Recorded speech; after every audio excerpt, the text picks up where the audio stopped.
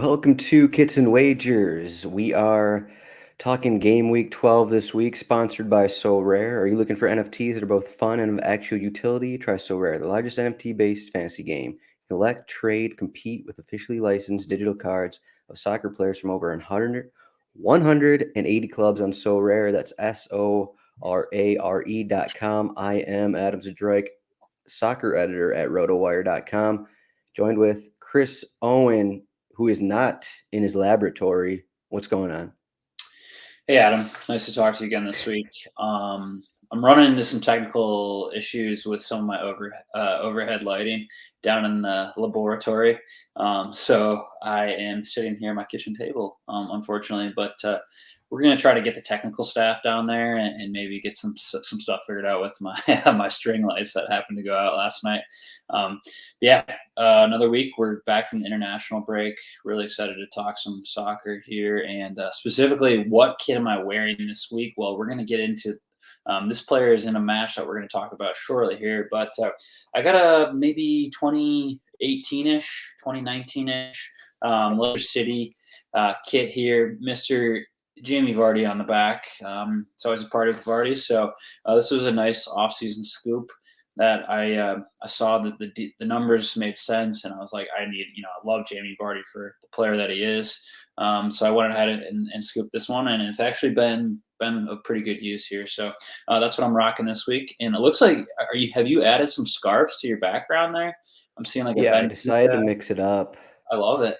So someone on Discord, if you want to check out Discord, rotowire.com/chat.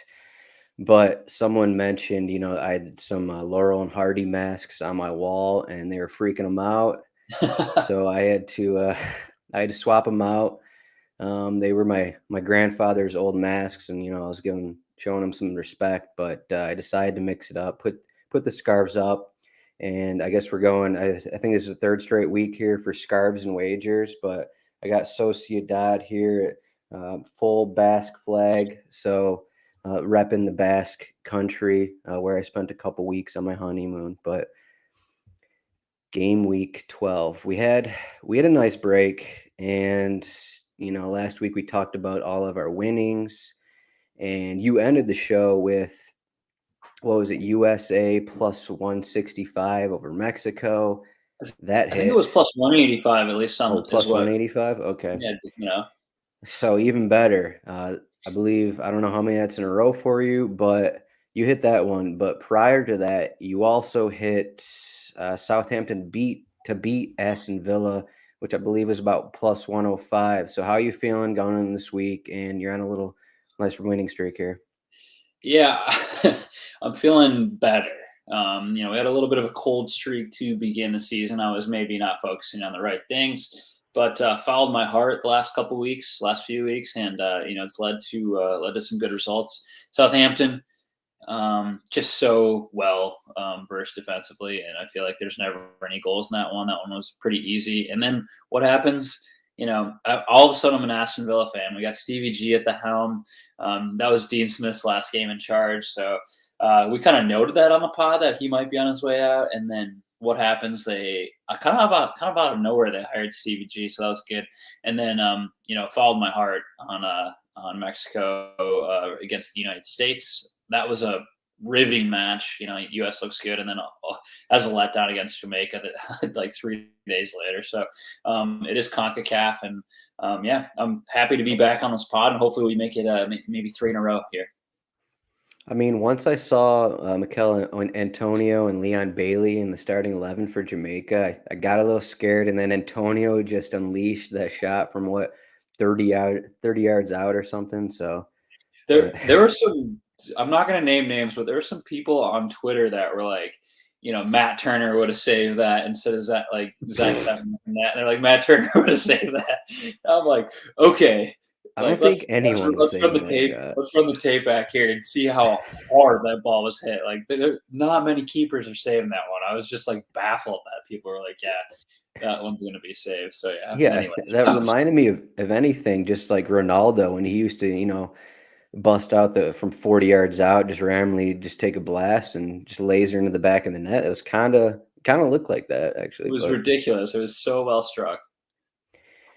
Yeah, so I guess I will mention I'm on the opposite run of Chris here. So last season, I had a good run of, we didn't have this podcast or the show or anything, but I had a run in my article of, taking teams to win to nil.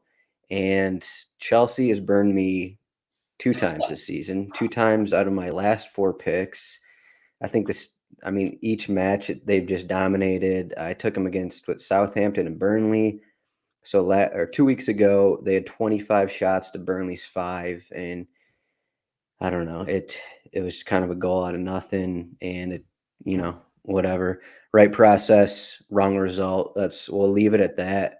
But I think so. We're talking. We're gonna pick out three matches every week. We're gonna change up the strategy of what we're doing here in Kits and Wagers, and we kind of mentioned, the new managers coming in, and I guess we'll probably get to that in some of our best bets. But I guess our last show, it was what Frank Lampard was thought to be coming into Norwich, but Dean Smith is there instead. And I guess I'll be talking about that in my best bet. But I guess the three matches we're talking about here: Chelsea, Leicester City, Arsenal, Liverpool, Manchester City, Everton. None of those matches are going to involve new managers. So I guess we're taking the easy way out and not discussing, how these teams are going to play. But do you have any just overall thoughts, I guess, on some of these guys coming in? I think just the general. I don't know. I think, some of these new guys are coming in for teams that they really haven't been playing well defensively, and I think they're going to kind of look at that and maybe play a little more defensive, like Dean Smith at Norwich, and then Girardi at his press conference today, and he said that was the one thing they got to shore up on is their back line. Um, as for Eddie Howe, I don't know if his teams usually know how to play defense, so that's maybe we can't go there. But do you have any takes, I guess, on some of these new managers here? Yeah. Quickly, the Premier League is very, I guess we could say, green. They love recycling managers. I guess Stevie G's first shot in the Premier League, but Dean Smith loses his job one week and he's working for another Premier League club the next week. Eddie Howe, of course, longtime Bournemouth manager, and then now he's back in the Premier League. Like good for them. They're showing the world what it's like to recycle. So, props to them. Outside of that, last week we were kind of unenthusiastic. Maybe is not the right word, but that's the one I'm going to use for the slate in particular. This week has like a ton of really good matches, in my opinion. The early match on Saturday, Chelsea Leicester, which we're going to get into, is like that's always a fun one. Arsenal Liverpool, which has been known to be a goal fest. And then, for the purists here, Southampton Norwich City is going to be a good one to watch. And then Sunday has a few good matches as well.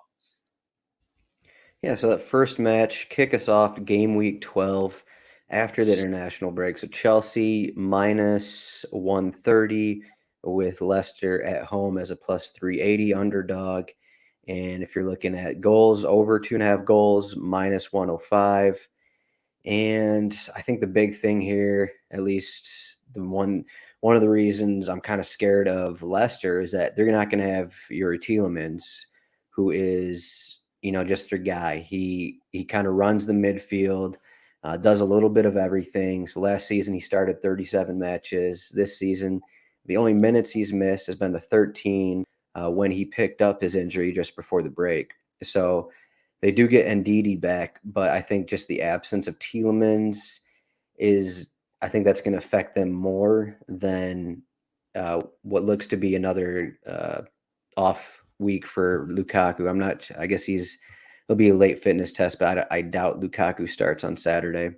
But I think that's my main takeaway. Like I'd been looking at the Chelsea minus 130 just because of Tielemans out. We don't really know what Leicester look like without him, and I think that's pretty relevant.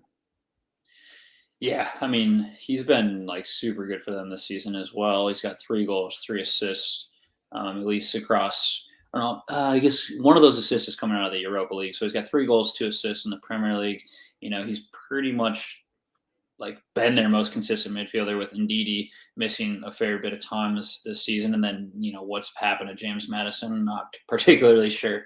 But he's been their most consistent midfielder. And without him, I think it will be tough. And honestly, these Chelsea minus 130 odds, not too bad if you think they can win that. They did drop points to Burnley last time out. So something to consider as Adam shakes his head. He knows all too well what happened there.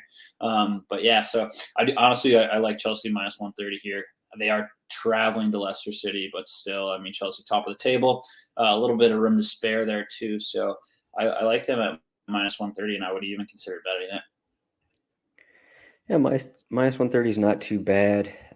For, I guess, goal odds, nothing. I mean, if Lukaku doesn't start, nothing really pops out to me, just because you don't really know who's going to score for Chelsea, just because anyone on the pitch can score, including their center backs. Like, you have Havertz at plus 240, Mount plus 260, Hudson-Odoi at plus 320. If anything, like, I'd look at Reece James or Ben Chilwell. Those guys are plus 400. Like, you can get better odds. And, like, I don't think, I mean, obviously it makes more sense that the forwards are going to score, but just the way Chelsea play, and if Leicester lose some of their form, the style they play without Tielemans, like, you got to think that James and Chilwell are up the field a ton, which is how they play. So, like, plus 400. If you think Chelsea are going to win, maybe throw that in. If you can get like a single game parlay, add a few bucks on there, but just take it by itself too. Yeah, the other one, which would be kind of a funny play here, is Christian Pulisic. If he starts after subbing on a couple of times, plus 250. I doubt he makes the starting 11, but those are always some kind of fun odds. But yeah, definitely unsure who I would take for anytime goal scorers for Chelsea, especially with Lukaku out. I mean, when we look at it, Reece James has 4 goals for him. He's their leading scorer right now. Ben Chilwell with 3. Lukaku with 3, Mason Mount. So you got your 2 outside, your wing backs, I guess we'll call them, leading the team with 4 goals and 3 goals. So outside of that, it's Lukaku and Mount with 3 goals apiece. So not super enthusiastic about that, but yeah. The other side of that, we got Mr. Jamie Vardy. I'm wearing the kit, so I'm going to talk about him, but he's plus 200 to score here. And some interesting ones. This is one I'd avoid, but kind of fun. Vardy with 2 shots or more is plus 275. I skipped this one. Chelsea concede on average a little over 3 goals on target per 90 minutes, so maybe that's one to avoid. But if we're going to take Vardy at plus 200 to score, you might as well take Vardy to score with his right foot at plus 400. So two things I would really take if we're actually going to take a goal scorer, and that's Vardy plus 200 to score, plus 400 with his right foot. Yeah, the main thing I'm kind of scared with, in addition to Tielemans being out, so the 2 times that Leicester have been held scoreless this season, home against Manchester City, home against Arsenal. 2 teams, they both have, I don't know what we're going to call Arsenal. I don't know. Do they have a top 5 back line? I don't know. Maybe that's a stretch, but we'll just say Arsenal are playing well, and Leicester couldn't score against them. What was this, 3 weeks ago at home? And put Chelsea into this picture. So I think I could technically go with, Chelsea to win 1-0 in this spot. But I'm not going to do that again, just because of what's happened. But I kind of think this will be kind of like one of those matches, 1-0, 2-0. These teams have played pretty tight the past few seasons. Just looking at last year's result in the league, 2-1 for Chelsea, and that was 3 days after Leicester beat them in the FA Cup. And that 1-0 win in the FA Cup, I believe it was the Tielemans. He had like some kind of shot from 30 yards out or so, and it beat him. But I think these teams will play tight. I'm not going to take the over. I wouldn't be surprised if, Leicester won, 1-0 or something like that. They get an early goal and then sit back and that kind of thing, add another defender on the pitch. But I do lean Chelsea overall.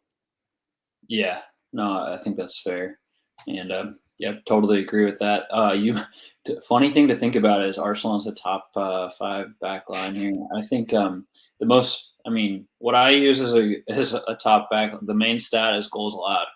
Like top two being Chelsea and Manchester City. So, um, like Chelsea's only allowed 4 goals on the season, so no surprise there. But there's a bit of a jumble there when we think about top five back lines, and Arsenal's right in there in the mix with 11 goals or 13 goals conceded. A couple other Yeah, teams at 12 and 11. So yeah, I think you're totally fair in saying that Arsenal, hovering around one of the better back lines just based on goals against. right. That also includes what they 3-0, 5-0 early in the season. So what Yeah, they they probably played allowed really. 5 goals in their last 8 matches or so. Just Yeah, going off my head here, but I guess speaking of Arsenal, we'll look at that game next. So Liverpool are at home and pulled up here at the rotowire.com. You can go to our sports betting page. We got the best odds between the sites available to us, but minus 210 to win, Arsenal plus 550, over 2.5 goals. They're thinking goals, like you said. So over 2.5 is minus around 200. And then if you're thinking a lot of goals, over 3.5, that's plus 130. Kind of not looking at those goal numbers, but uh, I like Liverpool to win. I guess that's what I'll start with here. Yeah, where do you say -110 or -210? 210, 210. Yep. Okay, gotcha. Yeah, yeah, I think so too. I mean, Arsenal. These games are always crazy. These like Arsenal Liverpool games. Um, yeah, I think Liverpool are going to be could definitely win this one here. Sadio Mane, came off of that knock over the international break, but it sounds like Klopp said that he's good. He's good to play this week. Liverpool dealing with Jordan Henderson got injured over the international break, and then so did Andrew Robertson. They've got a decent bit of coverage with at left back with Kostas Tsimikas, who's played really well for them. So I mean, if you're playing DFS or even season long, definitely consider him to slot him in. And then, yeah, they got enough. They're a little injured in the midfield, but they're got enough bodies to put it in and make it interesting. So yeah, I would take Liverpool here, despite Arsenal having played so well recently. The one thing that the over 2.5 is -200. So over 2.5 goals, that is -200. Would avoid that. The odds aren't particularly good. Over 3.5 is +125. So you're not necessarily getting the best odds of all time, but still, positive odds at over 3.5, which is a lot of goals. But in the last 11 Premier League matches between Arsenal and Liverpool, they've scored over 4 goals.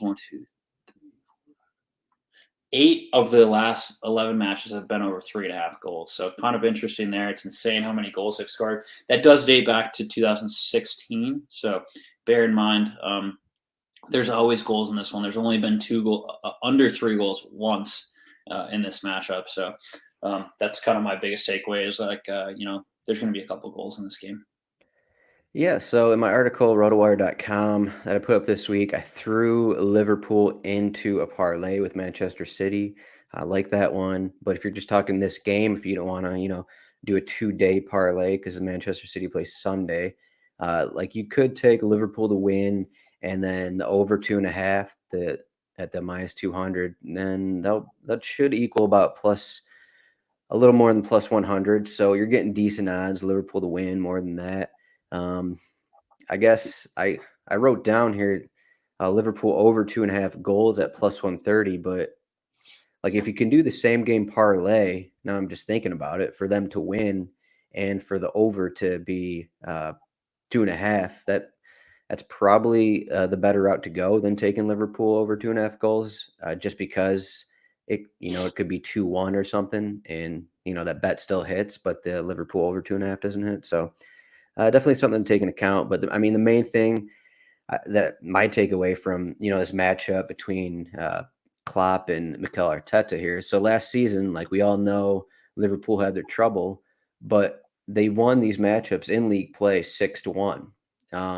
Like they played in April, and Liverpool won 3-0 at Arsenal. So I just can't see. Liverpool has some injuries, and I guess Thomas Partey, he is a late fitness test because he had a He had some groin tightness before the break, but I don't know. I can't see a way where Arsenal's going to win. So I think the only move here, just to look at Liverpool and I guess go with you'll get into the goal odds here, but solid score here is what are we looking at? Minus 135. So Yeah.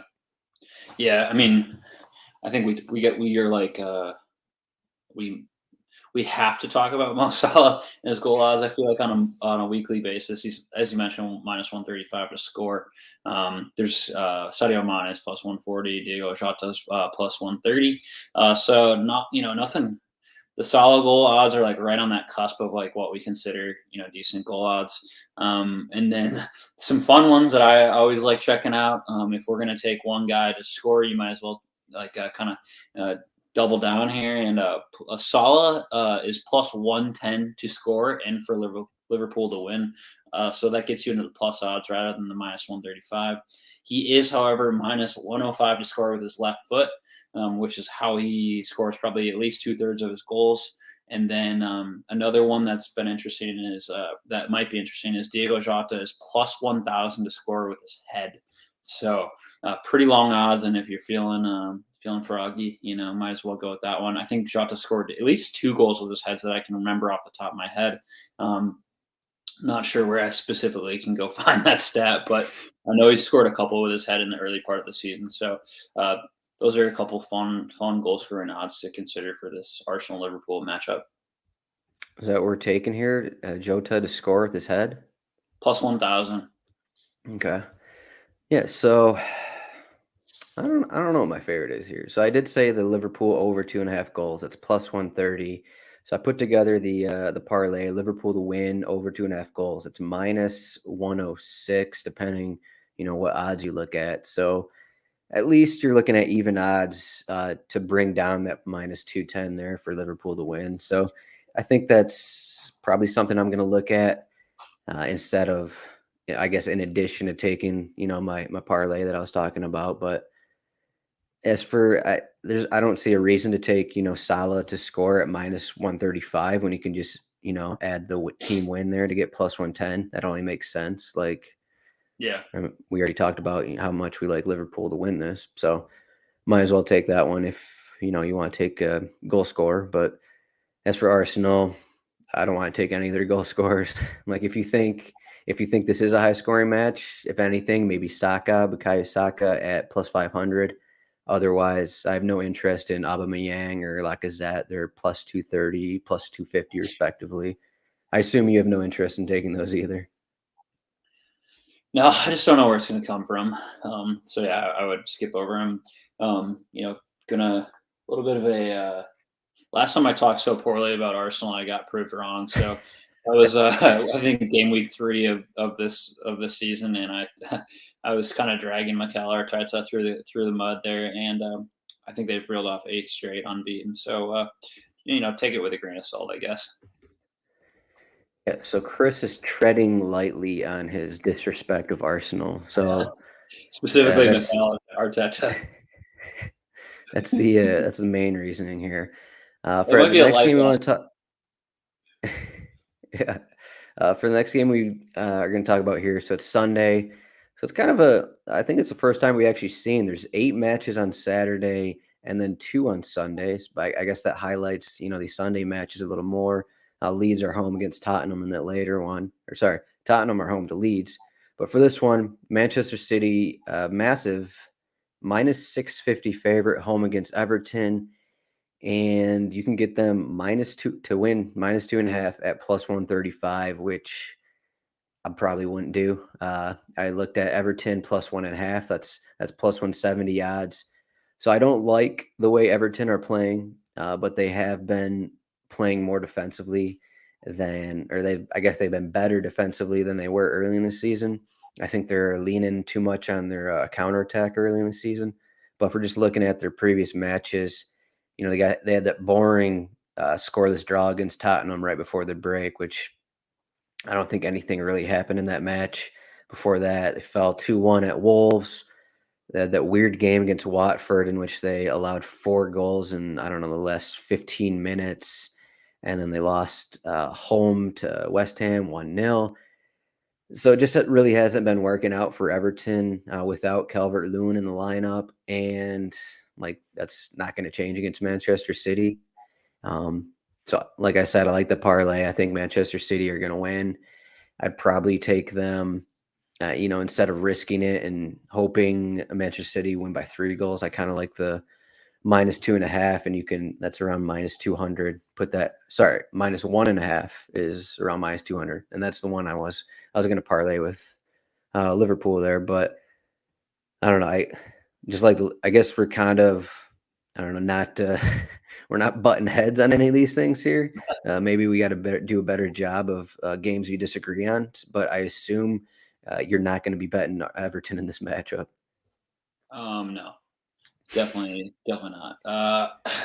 So based on the fact that Everton is missing, continues to miss DCL, which is like they just have without him, they have not played well. They haven't won a game in 5 matches. They Man City have won the last 7 Premier League matches against Everton with a goal totals. Man City have scored 21 goals while Everton has scored 5 there. So doesn't lead you to believe particularly highly in Everton to come to Manchester City and beat them. So yeah, I mean, not butting heads, but I mean, we're just calling it how we see it here. Everton missing their best goal scorer, not playing well, massive underdogs at Man City. I don't see a reason here where we should be like, okay, let's cut our teeth on an Everton bet. So that, yeah, I mean, that's where I'm thinking on this one. Yeah, Everton also have their midfield has kind of beaten up. So Decore, I don't think he's coming back. We have him as game time decision here, so he might be back, but I doubt he starts. But so I think they're starting. Wait, yeah, they're starting. They started Fabian Delph one match. Like if a team has to start Fabian Delph, that's not a good thing. Yeah. So, like I don't think like no one wants to bet on a team that is starting Fabian Delph in their midfield, and I think that's the main takeaway. Uh, Yeah, but I think that's the takeaway. We move on. yeah, I was gonna say. So just building off your stat, the last 8 matches between these teams, Manchester City have won the last 7 of them by at least 2 goals. So that's pretty good. Goal odds, I don't really want to take any of the goal odds just because it's Manchester City. So any of their, 6 guys in the front there could score, which is seen in the odds.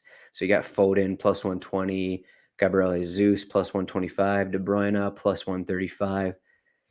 I don't know. I guess you could throw a couple of those guys in a single game parlay and increase your value in case Man City score 3 or 4. But I don't know. I guess I'm not sure if I have a favorite single game bet from this one, unless I Jack, don't know Jack Manchester Grealish is plus City Jack Grealish is +500 on the goal scorer, so that's pretty much the best long odds you can get on a +500. yeah. So at least that's on DraftKings. Bernardo Silva's +700 anytime. Oh, I'm sorry, might be first to score. Okay, yeah, Yeah, that makes back sense. up, rewind, cut the tape. My bad on that one. I had scrolled so far, but yeah, Jack Grealish +160, Bernardo's +230. So Yeah. apologies for my for my misleading you there. We'll survive, but I think it's best bet time. You know what? I'm gonna start with best bet because Do you're it. running your hot streak. You're gonna end the show with your hot streak, so I'll begin it with my cold streak. So I'm just going back to my article. So if you didn't read my article, you'll now hear my favorite bet of that article. So Southampton, Norwich. I'm betting this Norwich team with Dean Smith, and his defenses was not good this season for Villa. So that's kind of worrying. But I think the main idea here, Dean Smith comes in. The first home match, they're going to want at least a point. I think they're just going to play defensive. Like I think if Norwich just try and go all out, like it's not going to work for them. Like that's just not the team they have. I think they're also going to change their starting 11 a bit because The old manager had some issues, I believe, with some of the players, namely Todd Cantwell. But so getting back to this bet instead of diving into the specifics of team camaraderie or whatever I want to say here. But so in this match, you can get under 2.5 goals at -120. I'm not taking that one though. You can actually get no on both teams to score at +105. So you can get better odds. And the only way this doesn't hit and the under 2.5 goals does hit is for it to finish 1-1. Sure, that's possible. Southampton get an early goal, they try and sit back, and I don't know, Pookie gets a late penalty or something. Sure, that could screw my bet over, but there's been 1 goal or fewer in 6 of Southampton's last 8 matches. Norwich haven't scored in 2 of their last 3 at home. Southampton aren't home, but one of my favorite bets all season has been taking their unders, and this is kind of in the same range. So no on both teams to score +105 between Southampton and Norwich. I think I'm going to end the cold streak on Saturday, and then I'm going to join on the winning side. Like where your head's at. Norwich City have scored in 4 of 11 matches. So I mean, looking at it, the other alternative direction is they haven't scored in 7 of their 11 matches. If for anyone who's a math person sitting at home, yeah, that's a very bad. Southampton really well defensively. So let's get you back on a heater here, start things off, and build strongly from there. I'm, good bet there.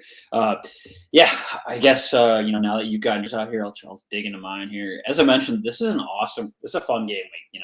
There's good matchups. I found it really interesting that Aston Villa is favored against Brighton. I'm going to skip over just too much weirdness going on. You mentioned Southampton there, +110, plus odds to beat Norwich, which is, why not there. But despite liking a few of those, I'm going to go back to the well here, and we're going to go West Ham is +150 to beat Wolves, 2 teams that have been playing particularly well. West Ham have reeled off 4 straight wins. They just beat Liverpool 3-2. Wolves, on the other hand, are they were unbeaten in 4 of their past 5. They did just lose to Crystal Palace, however, but prior to that, they had beaten up on Everton. They had beaten up on Aston Villa. So to summarize, West Ham +150 to win. They are playing away at Wolverhampton, so note that. But that's my best bet of the week. West Ham +150. All right, there it is. Yeah, I like that one too. We really got to argue on something. I don't know. But so I wrote about West Ham over 1.5 goals. That's +130. So, I mean, probably your bet is a better idea. You get better odds, +150. I guess with my West Ham over 1.5 bet, it limits losing if, Wolves get 2 goals and it's 2-2 kind of game or something like that. But I like both of those. I think West Ham, I think it would be a 2-0, 2-1 kind of game, and I like that. So it sounds like 2 winners from us.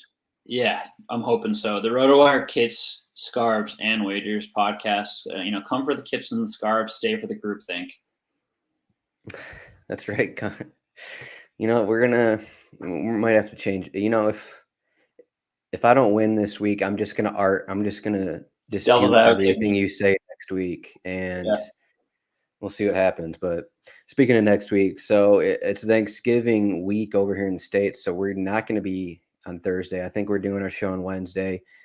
Just keep an eye on RotoWire, Soccer, Twitter, and we'll keep you updated. But this show is also going up on YouTube and also your podcast feeds. But I think that's all we get for this week. Chris, you are at CHR Owen 8 on Twitter. I am at Zdroik. And again, if you want any of our content, rotowire.com/soccer trial. You can get a free 10-day trial, no credit card required. So that's a positive. And I mentioned the Discord earlier. You can always come in that chat if you have a trial and talk to us about our bets and all of our winnings. Or all of your winnings that you're making off our bets. That's what it is. Bingo. All right, but again, we're sponsored by SoRare. Chris, thank you for joining me. Maybe we'll see you in the lab next week. Maybe not. But We'll get the tech staff down there and sort out some of the lighting. A little bit better than my kitchen tables. Yeah. Anyways, have a great week, everyone. get the physios down there, and they'll work their they'll work their magic on the light bulbs or something like that.